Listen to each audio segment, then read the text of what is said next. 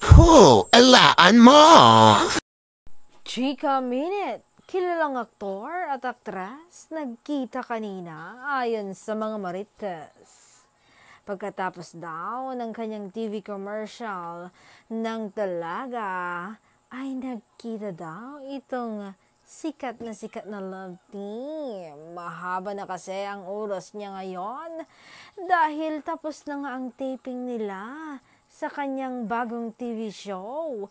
Itong si aktor at sinusulit niya na ngayon dahil nga malapit na atang mag-taping itong kanyang nobya sa kanyang solo movie.